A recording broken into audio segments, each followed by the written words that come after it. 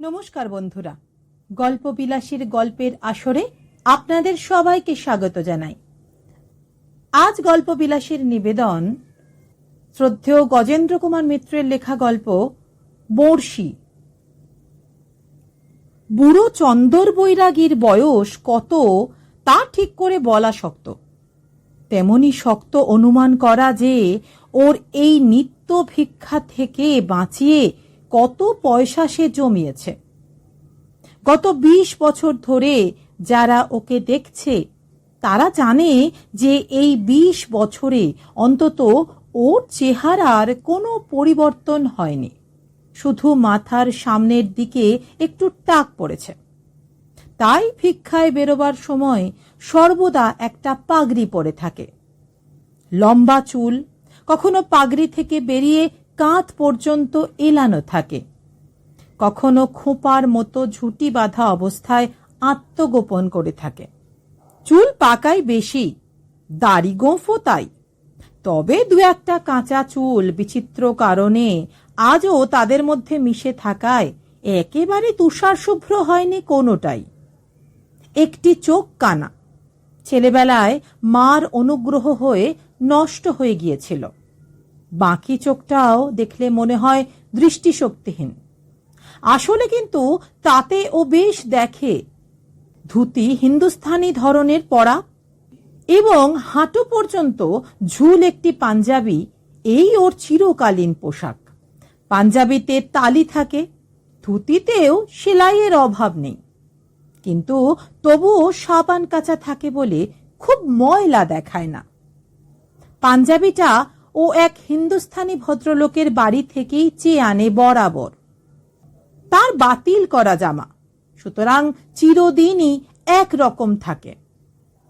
গলার মোটা তুলসী কাঠের মালাটা পাঞ্জাবি থেকে বেরিয়ে থাকে। কপালে তিলক এবং মাথার পাগড়িটা নামাবলীর। বৈষ্ণবের এই প্রত্যক্ষ পরিচয় থাকায় সবাই ওকে বৈরাগী ঠাকুর বলেই ডাকে। চন্দর নামটা জানে খুব কম লোকে। বেশভূষায়, বিশেষত সাততালি মারা পাঞ্জাবিতে ওকে দেখায় কতকটা বাউলের মতো, কিন্তু এক তারা ওর নেই। খঞ্জনি বাজিয়েই গান গায়, গানের পুঁজিও খুব কম। অন্তে পাই যেন স্থান হে ভগবান চরণ কমলে, কিংবা আজ আছে মনে ব্রজ গোপীসনে খেলিতে যে খেলা ও হে শ্যামচাঁদ। এমনি দু তিনটে, ওই পাল্টে পাল্টেই ওর দিব্যি চলে যায়। আসলে ওকে যারা ভিক্ষে দেয় ওর গানের জন্যে দেয় না, বুড়ো মানুষ বলেই দেয়। গানের গলা ওর নেই।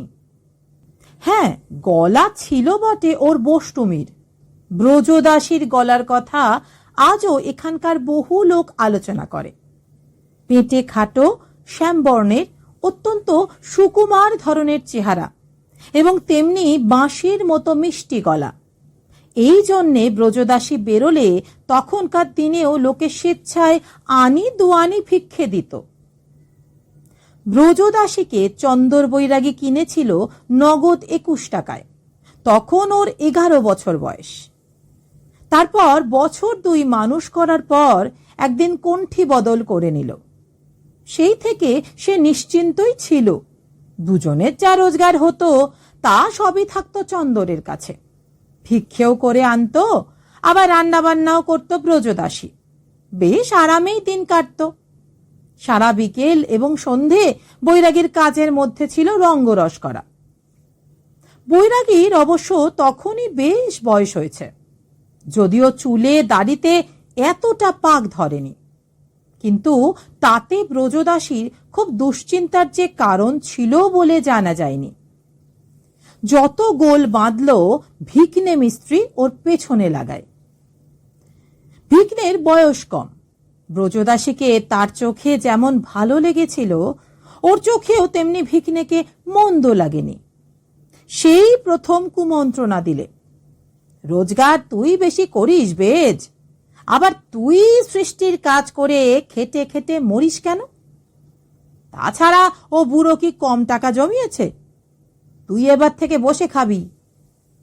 এইভাবে 2-4 দিন ক্রমান্বয়ে বোঝাতে ব্রজদাসীও বুঝলে। সে একদিন স্পষ্টাস্পষ্টি বলে বসল চন্দরকে, আমি তো তোমার বউ গো বৈরিগি, বউ না হলে তোমার মতো বুড়োর ঘর করবই বা কেন? তা ঘরের বউকে দিয়ে আবার কে কবে রোজগার করায়? আমি আর ভিক্ষে বেরোতে পারবো নি। মরো, ভিক্ষে না বেরোলে খাবি কি? তোমার ঢের পয়সা আছে তা জানি, আমি বেরিয়ে গেলে নুকিয়ে নুকিয়ে পুঁতে রাখো, তা কি আর আমি জানিনি? হ্যাঁ, পুঁতে রাখি বলেছে তোকে, যার ডাইনে আনতে বাঁয়ে কুলায়। বলে আর সন্দিগ্ধ দৃষ্টিতে তাকায় ব্রজদাসীর দিকে। ঠিক বুঝতে পারে না ব্রজদাসী কতটা জানে, কিন্তু তা বলে চন্দর সত্যি সত্যি ভাবেনি যে ব্রজদাসী পরের দিন ভিক্ষে যাবে না। সকাল 8টা বেজে গেল যখন রায়দের বাড়ির ঘড়িতে এপাড়া থেকে ওপাড়া যাবার পথে উঁকি মেরে দেখে ব্রজবাসী তখনও নিশ্চিন্ত হয়ে শুয়ে আছে বাইরের দাওয়ায়। এ কি, তুই যাবি না? বললুম তো তোমাকে, দুটো কাজ পারবো নি, ভিক্ষে বেরোচ্ছি, তুমি এসে রান্না করো। দেখ বেজা, আমাকে রাগাসনি বলে দিলুম জিয়াদা, মেরে ঠিক করে দেব। আমারও পা আছে, আমি চলে যেতে জানি, আমার পয়সায় তো তুমি বসে খাও, আমি না হয় নিজে নিজেই খাবো। তোকে আমি 21 টাকা দিয়ে কিনেছি, তা জানিস? থানা পুলিশ নেই। থানা পুলিশ আছে বলেই তো কিছু করতে পারবে না, এ হলো কোম্পানির রাজত্ব, এখানে মানুষ বেচা কেনা বেআইনি। এখন আমি সাবালক, তোমার ঘর করব কিনা সে আমার খুশি। এ তো ব্রজদাসীর নিজের জানবার কথা নয়, কি সব ফুসলানি দিচ্ছে ওকে? দুশ্চিন্তায় মুখ কালি হয়ে ওঠে চন্দরের। কে তোকে এসব শেখাচ্ছে শুনি? পেছনে কে লাগলো? বলেই ফেলে আশঙ্কার কথাটা। ঢের লোক আছে, তোমার মতো নড়বড়ে বুড়োর হাতে পড়ে রূপ যৌবন নষ্ট হচ্ছে, তার উপর আবার রোজগার করে খাওয়া বউকে, পারবো নি অত। আচ্ছা যা, আজকের মতন আর কিছু বললুম না। কিন্তু তার পরের দিনও যখন ব্রজদাসী বেরোলো না, তখন আবার একচোট ঝগড়া বাঁধল। অর্থ সম্বন্ধে চন্দরের লোলুপতাটা ঠিক বৈরাগী জনচিত ছিল না, কাজেই বিপদের আভাস পেয়েও নিজেকে সামলাতে পারলে না। তারও পরের দিন ধরে ঘা কতক বসিয়ে দিলে ব্রজদাসীকে, আর রাগ সামলাতে পারলে না। ব্রজদাসী চোখের জল মুছতে মুছতে খঞ্জনি নিয়ে বেরোলো। এরপর থেকে সে নিয়মিতই ভিক্ষা করতে বেরোত। 4-5 দিন একটু উদ্বিগ্ন ছিল চন্দর, নজরও রেখেছিল, কিন্তু ব্রজদাসীর কোনো আপাত ভাববৈকল্য না দেখে ক্রমশ নিশ্চিন্ত হল। কিন্তু দিন কতক পরে একদিন আর ব্রজদাসী ফিরল না। বেলা 1টা-1:30টার মধ্যেই ফেরে। 3টে বেজে গেল, 5টা, 6টা, সন্ধে হয়ে গেল, তবুও না। তখন চন্দর গ্রামে খবর নিতে বেরোলো। শুনলে ইদানিং ভিকনেমি স্ত্রী ছায়ার মতো লেগে থাকতো ওর পেছনে। এ খবরটা চন্দর ছাড়া সবাই জানে। তাকেও দেখা যাচ্ছে না আজ সকাল থেকে। ঘরে এসে দেখলে বিছানায় কাঁথার ভাঁজে যে 170টা টাকা ছিল তা আর নেই। ব্রজদাসের নিজস্ব যা 2-1 কুচি সোনা ছিল তাও না। চন্দর বুড়ো বয়সে ডাক ছেড়ে কাঁদতে বসল। ছুরি আমাকে ধনে প্রাণে মেরে গেল, অথচ উপায়ই বা কি? এত কাছে কলকাতা শহর, সেখান থেকে পুলিশেরও ক্ষমতা নেই যে তাকে খুঁজে বার করে। কিংবা যদি আরো কোনো দূরদেশে গিয়ে থাকে তো আরো ভালো। তাছাড়া পুলিশ দিয়ে ধরেই বা কি করবে? বেজা ঠিকই বলেছে, আইনে তার কিছুই করা যাবে না। সে অনেক দিনের কথা। এই গ্রাম এখন শহরের মতো হয়ে উঠেছে। এখনকার অধিবাসীরা অনেকেই সেসব কথা জানে না।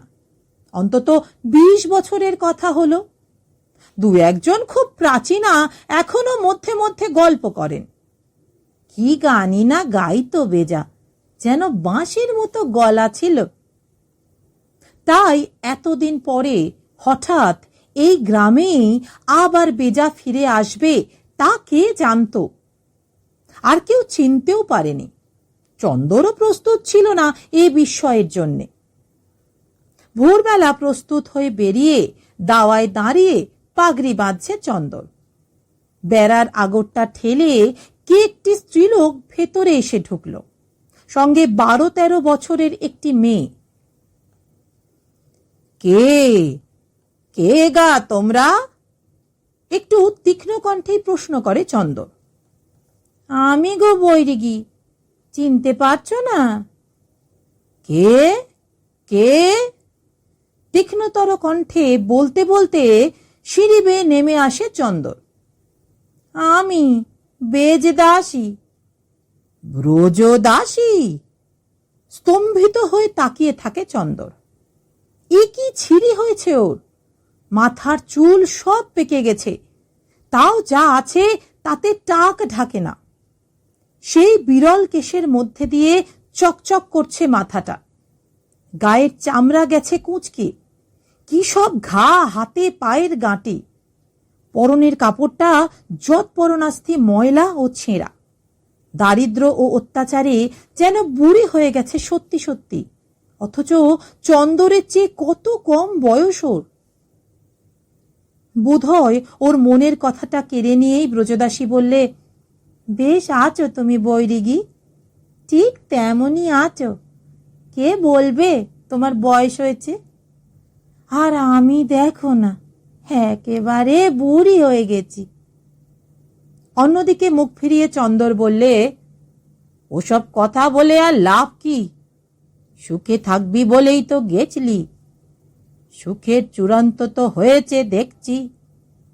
যে কদিন তোর পয়সা ছিল খেয়ে নিয়ে বিঘ্নে সরে পড়েছে তো।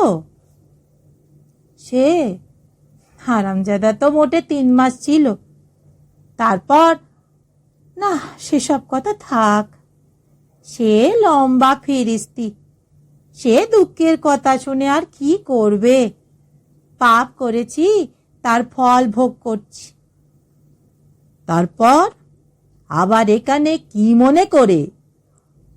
কি করব বলো বৈরিগি, শরীর একেবারে ভেঙে গেছে, খেতে খাবার আর শক্তি নেই। তার উপর এই কলগ্রহ চেপেছে। তাই ভাবলুম যে ভিক্ষে করেই যদি খেতে হয় তো যা পাপ করেছি তারই পেরাচিত্তির করি। বুড়ো যদি বেঁচে থাকে তো তার সেবা করেই না হয়। এতই বোকা ভেবেছ আমাকে? সব খুঁয়ে এখন আমার ঘাড়ে চাপতে এসেছ? নেড়া বেলতলায় কি বারবার যায়? ওসব হবে টবে না, সরে পড়ো। ভিক্ষে করবে কি? গানের গলা আর আছে? গলা হয়তো আছে, ম্লান মুখে বলে ব্রজদাসী, কিন্তু গাইতে আর পারি না, বুকে লাগে। বেগে পড়ো বাবা, সিধে পথ। কিন্তু যেতে যেতেও চোখ পড়ে যায় সঙ্গের ত্রয়োদশী মেয়েটির উপর। যেমন ব্রজদাসীর ছোটবেলায় দেখতে ছিল তেমনি কতকটা। চোখ মুখ পরিষ্কার, রংটা বরং ব্রজদাসীর চেয়েও উজ্জ্বল। বেশ ফুটফুটে মেয়েটি। ইটি কে? উটি সম্পর্কে আমার বোনঝি হয়। বাপ মা কেউ নেই, 3 বছর বয়স থেকে আমার ঘাড়ে পড়েছে। সন্দিগ্ধ কণ্ঠে চন্দর বলে, তোর আবার বোন কোত্থেকে এলো? ঠিক করে বল দেখি, ও তোর মেয়ে কি না? মাথা হেঁট করে ব্রজদাসী বলে, পাতানো বোন। ওর মা আমাকে বড় দুঃসময় দেখেছিল। তারপর একটা দীর্ঘ নিঃশ্বাস ফেলে বললে, কাল থেকে ছুরিটার শুদ্ধ খাওয়া হয়নি। সামান্য কিছু দেবে বৈরিগি? এরপর গতর খাটিয়ে শোধ দেব। ওকে গান শিখাসনি কেন? ওই তো ভিক্ষে করতে পারে। সে দিনকাল আর নেই বৈরিগি। ওইটুকু মেয়েকে পাড়ায় পাঠালে আর ফিরবে না। তুমি তো কিছু খবর রাখো না। একটুখানি কি ভেবে নিয়ে চন্দর কোমরে জড়ানো গেঁজে খুলে একটা টাকা বার করলে। সেদিকে চেয়ে থেকে ব্রজ বলে উঠল, দোহাই তোমার বৈরিগি, আর 2 টাকা দাও। মল্লিক পাড়ায় একটা চালা ঘর দেখেছি, 2 টাকা আগাম ভাড়া লাগবে, না হলে দাঁড়াবার পর্যন্ত একটু জায়গা নেই। নেই তো আমি কি করব? হঠাৎ খিচিয়ে ওঠে চন্দর। শখ করে গেছিলে কেন? ছেঁড়া জুতোর মতো সবাই ছেড়ে দিয়েছে, তাই এখানে এসেছো আমাকে জ্বালাতে। আমি আর কিছু পারবো না। তবে আমি এই দাওয়াতেই পড়ে থাকবো না খেয়ে, দেখি কি করে তারাও। জ্বালাতন আর কি, যত সব উড়ো আপদ। কিন্তু চন্দর আবারও গেঁজে থেকে 2 টাকা বার করে। এই শেষ কিন্তু, এরপর হ্যাঙ্গাম করতে এলে আমি পুলিশ ডাকবো, তা বলে দিচ্ছি। সেই 170 টাকা চুরি করেছিলি, থানায় ডায়েরি করানো আছে। আমি অত কাঁচা ছেলে নয়। কথাটা মিছে কথা, তবে কাজে এসে গেল খুব। ব্রজদাসী নীরবে মাথা হেঁট করে বেরিয়ে গেল। চন্দর খানিকটা ওদের গতিপথের দিকে চেয়ে দাঁড়িয়ে রইল। তারপর একটা দীর্ঘ নিঃশ্বাস ফেলে আগরে তালা লাগিয়ে বেরিয়ে পড়ল। এরপর পথে পথে কয়েকদিন দেখা। ব্রজদাসী আর গান গাইতে পারে না, ঘোরবার মতো শরীরের অবস্থাও নয়, তবু বেরোতেই হয়। এই তো কটা পাড়া, চন্দর পালা করে সব পাড়াই ঘোরে, সপ্তাহে 1 দিন হিসেবে। কাজেই ব্রজদাসী বেশি না ঘুরলেও একদিন না একদিন দেখা হয়ে যাই। কেমন আছিস রে বেজ? হয়তো জিজ্ঞাসা করে চন্দর। আর আমার থাকা, যেতে পারলেই হয়। রোজ বেরোতেও পারি না, বেরোলেও কটা বাড়ি ঘুরলেই বুকের মধ্যে কেমন করে। ভাবনা ওই ছুরিটাকে নিয়ে বৈরিগি, নইলে তোমার পায়ে মাথা রেখে যদি মরতে পারি। থাক, আর মায়া বাড়াতে হবে না। হন হন করে এগিয়ে যায় বৈরাগী। এমনি 2-1 দিন দেখা হবার পর একদিন বিকেলের দিকে আবার ব্রজদাসী আগর ঠেলে এসে ঢুকলো চন্দরের ওখানে। চন্দর তখন খাওয়া দাওয়া সেরে বাসন কখানা নিয়ে মাজতে বসেছে। ও মা, আমার কপাল, এখনো এই বয়সে একটা ঝি রাখতে পারোনি? হ্যাঁ, ভিক্ষে করে খাই, সবাই জানে। ঝিকে দিয়ে বাসন মাজালে ভিক্ষে দেবে কেন লোকে? সরো সরো, আমি মেজে দিচ্ছি। থাক, এত কালই তো করছি, আর একদিনে কি হবে? হোগো ঠাকুর, ভয় নেই, আমি মাইনে চেয়ে বসবো না। সে জোর করেই বাসন মাজতে বসল। খুশি হলো না চন্দর একটু। অপ্রসন্ন মুখে হাত ধুয়ে সরে বসে ওর মতলবটা ঠাউর করবার চেষ্টা করতে লাগলো। এ কথা সে কথার পর ব্রজদাসী আঁচল থেকে একটা টাকা বার করে বললে, তোমার সে দেনা ভুলিনি বৈরিগি, কিন্তু কি করব, খেতেই কুলোয় না, যা দিনকাল। এই নাও, একটা টাকা এখন রাখো। ও টাকা থাক বেচ, ও আমি এমনি দিয়েছি। প্রসন্ন হয়ে ওঠে চন্দরের মুখ। না না বৈরিগি, তুমি রাখো, তবু ফেরত দেব জানলে অসময় তুমি দেবে। শেষ পর্যন্ত দিয়েই যায় টাকাটা। পরের দিন আগর ঠেলে ঢুকলো ব্রজদাসী নয়, ওর সঙ্গের সেই ছোট মেয়েটি। একটু অবাক হয়ে গেল চন্দর। কে? আমি, বিশাখা। বেজমাসি পাঠিয়ে দিলে। বেজমাসি পাঠিয়ে দিল? কেন গা? কোমল হয়ে আসে চন্দরের কণ্ঠ। বললে বাসন কখানা মেজে দিয়ে আয় বিশু। বুড়ো এই বয়সে খেয়ে উঠে বসে বসে বাসন মাজে দেখতে পারি না আর। মাসি আসতো, ওর আবার বুকে একটা ব্যথা উঠেছে কিনা। কিন্তু তুমি আর কেন কষ্ট করবে? ছেলে মানুষ, আমার তো অভ্যেস আছে। থাক অভ্যেস, আমরা যখন রয়েছি তুমি কেন কষ্ট করবে মিছিমিছি? পাকা পাকা কথা বিশাখার। চন্দরের মুখ আজ আর অপ্রসন্ন হয় না। সে সরে বসে তামাক খেতে খেতে নানা গল্প করে বিশাখার সঙ্গে। ওরা এর আগে কোথায় ছিল, ব্রজদাসী কি করত, এইসব। পরের দিনেও বিশাখা ঠিক সময় এলো। শুধু বাসন মাজা নয়, ঘরদোর ঝাঁট দিয়ে, রান্নার জায়গা দাওয়া নিকিয়ে সব কাজ করে দিয়ে গেল। মনে মনে খুশি হয়ে ওঠে চন্দর। ভারী ভালো লাগে ওর। আর সে নিজে এসব করতে পারে না। তারিফ করে বলে, ভারী পরিষ্কার কাজ তো তোমার বিশু। বিশাখা সঙ্গে সঙ্গে বলে, সত্যি আমি নোংরা দেখতে পারি না। ওর দিকে তাকিয়ে কি যেন ভাবে চন্দর। একটা নিঃশ্বাস পড়ে। কাজ ছেড়ে দিয়ে যাবার সময় বললে বিশাখা, তুমি কটায় আসো গা মেশো ভিক্ষে করে? কেন বলো তো? তাহলে আমি এসে রেঁধে দিয়েও যেতে পারি। আমাদের রান্না তো কোন সকালে হয়ে যায়, তারপর তো বসেই থাকি। তাহলে তো বেঁচে যাই। তাহলে কিন্তু তোমাকে কিছু নিতে হবে বিশু, আমি অমনি খাটাবো না। বেশ তো, দিও 2-4 টাকা, যা তোমার খুশি হয়।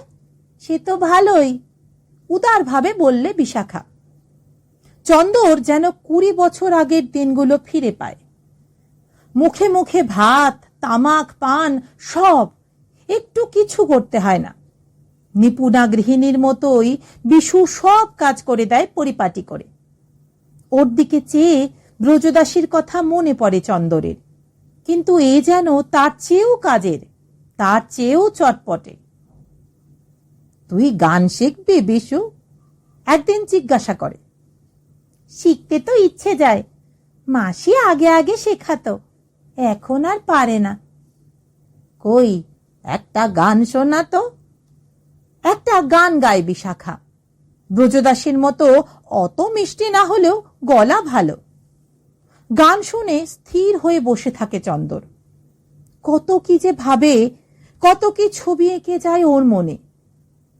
তাহলে চলি আজকের মতো। বিশাখার কথায় চন্দরের চমক ভাঙে। ও, এই যে চললি? তোর মাসি আজকাল মোটে আসে না কেন রে? শরীরটা বড্ড খারাপ, ভিক্ষে করে এসে যে শোয়, আর নড়তে পারে না। একটা ডাক্তার দেখাতে পারলেও হতো, মাসিরও তো পয়সা নেই। ট্যাগ থেকে একটা 5 টাকার নোট বার করে বিশাখার হাতে দিয়ে বলে, যাবার সময় বরং রবি ডাক্তারকে ডেকে নিয়েই যা বিশু। 2 টাকা ওর ভিজিট, আর ওষুধের দাম এই টাকাতেই হবে। আর যদি পারে তো কাল যেন আমার সঙ্গে দেখা করে যায় তোর মাসি। পরের দিন ব্রজবাসী আগর ঠেলে যখন ঢুকলো তখন সন্ধ্যা হয়। বিশাখা কাজ সেরে চলে গেছে তখন। অন্ধকারে ঠাউর পেল না চন্দর, কিন্তু ব্রজদাসীর ঠোঁটে যেন একটু চাপা হাসি। কি গা বৈরিগি, হুকুম কি? এই যে বেজ, শরীর কেমন? ডাক এসেছে, টাল বায়না করে যে কটা দিন ফাঁকি দিতে পারি যমরাজকে। আমি তো গেলেই বাঁচি, ওই পথের কাঁটাটাকে যে কি করি। ওর যদি একটা উপায় করতে পারি। উৎসুক কণ্ঠে বলে চন্দর। তাহলে তো বেঁচে যাই, কিন্তু তুমি কি উপায় করবে? আমি যদি ওকে ঘরে ঠাঁই দেই? তা দাও না, কিন্তু বিয়ে থা তো দিতে হবে। না, মানে এই বলছিলাম কি, একেবারে কণ্ঠি বদল করেই যদি ওকে ঘরে তুলি। তুমি কণ্ঠি বদল করবে ওর সঙ্গে? ও যে তোমার নাতনিরও মেয়ের বয়সী গো। তুই থাম বেজা, এই তো তুই বুড়ো হয়ে গেছিস একেবারে, আমার কোনো বদল দেখছিস? আমি যা তাই আছি, আরো 20 বছর এমনি থাকবো। খানিকটা চুপ করে থেকে ব্রজদাসী বললে, সে তুমি যা ভালো বোঝো করো, কিন্তু আমি জোর করে কোনো কাজ করব না। ওকেই জিজ্ঞেস করো, ও বেশ পাকা মেয়ে, নিজের গন্ডা বেশ বোঝে। ও যদি রাজি হয় তো হোক, কিন্তু ও যে তোমারও প্রায় মেয়ে সম্পর্ক হলো গো। কি সব বাজে কথা বলছিস? চন্দর খিচিয়ে ওঠে। পরের দিনই চন্দর কাজের কথা পারে বিশাখার কাছে। এই বিশু, আমাকে বিয়ে করবি?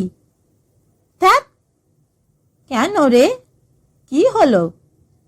হ্যাঁ, ঘাটের মরা বুড়ো, 3 কাল গিয়েছে, তোমাকে আমি সাঙ্গা করতে যাই? মরণ দশা আর কি। চন্দর রেগে যায়। কে বলেছে আমার 3 কাল গিয়েছে তাই শুনি? খুব ছোটবেলায় আমার চুল পেকে গেছে। দেখ, তোকে অনেক গয়নাগাটি দেব। হ্যাঁ, তা দেবে না? যা কঞ্জুস তুমি!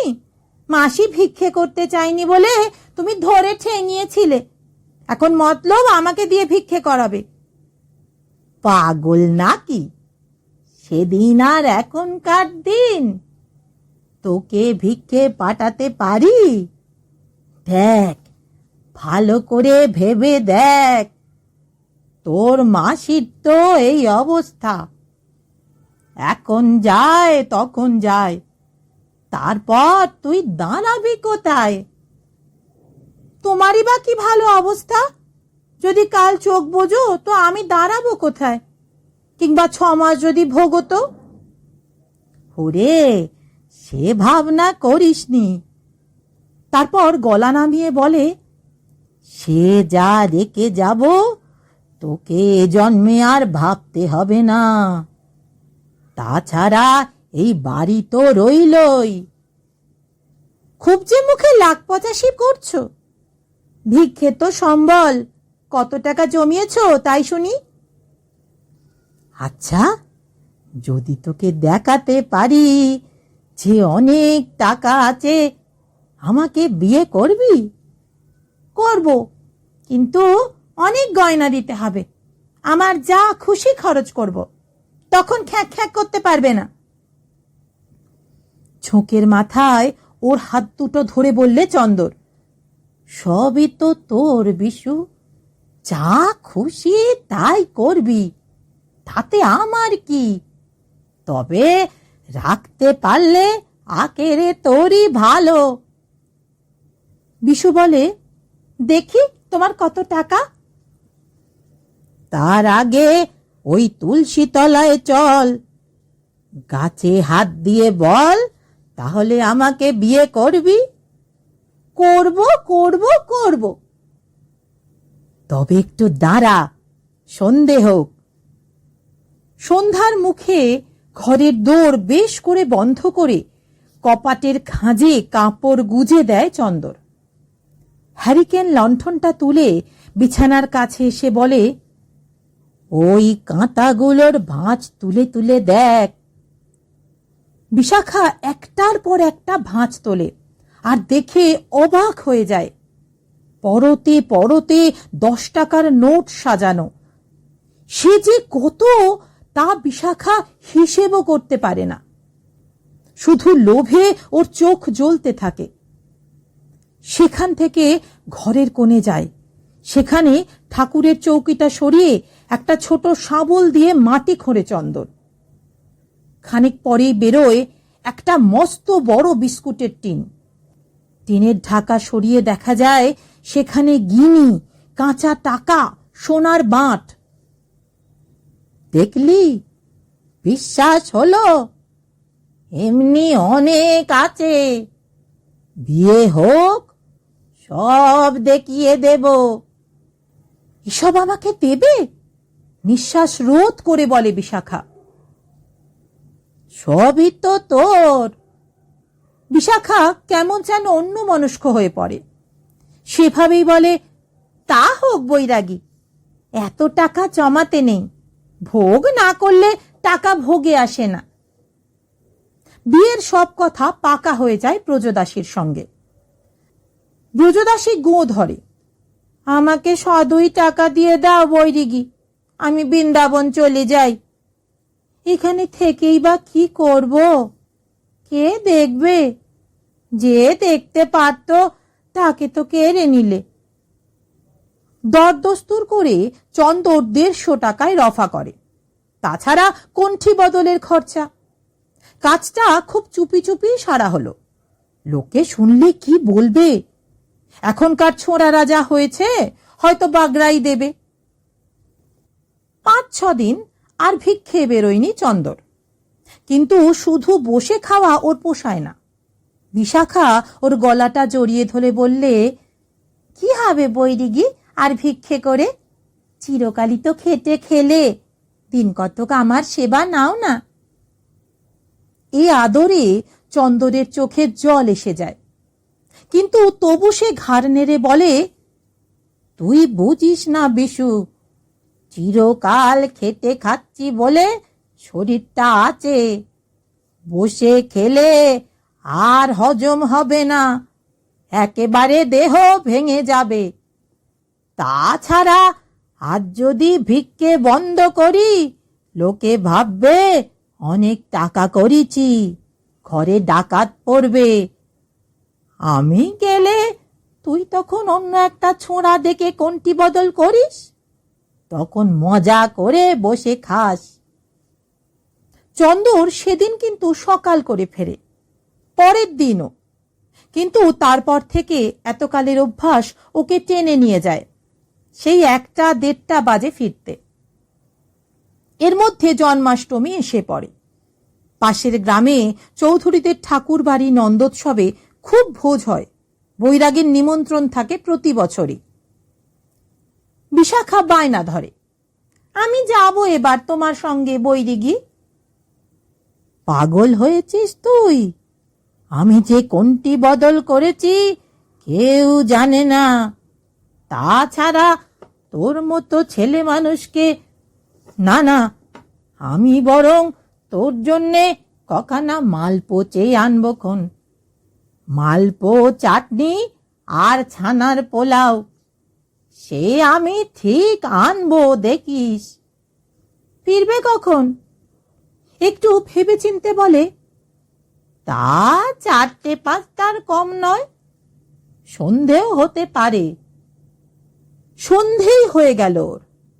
গামছায় বিশাখার জন্য চেয়ে নেওয়া ছাদা নিয়ে একরকম দৌড়েই বাড়ি ফিরল চন্দর। কিন্তু আলো কই? বিশু, একটু উৎকণ্ঠিত ভাবে ডাকে বৈরাগী। কোথায় বিশু? ছুটে গিয়ে দাওয়ায় উঠে দেখে দৌড় ভেজানো, দরজায় তালাও নেই। হয়তো পুকুরে গেছে গা ধুতে, কিংবা বাগানে গেছে। কিন্তু কি বোকা মেয়ে, চাবি দিয়ে যাবি তো? এই দিনকাল। ছাদার পুটলি দাওয়ায় নামিয়ে রেখে হাতড়ে হাতড়ে ঘরে ঢোকে চন্দর। দেশলাই আর আলো থাকে যে কুলুঙ্গিতে, তাও তার জানা। আন্দাজেই ফস করে আলো জ্বেলে ফেলে। তারপরই একটা চিৎকার করে ওঠে, আর্তনাদ।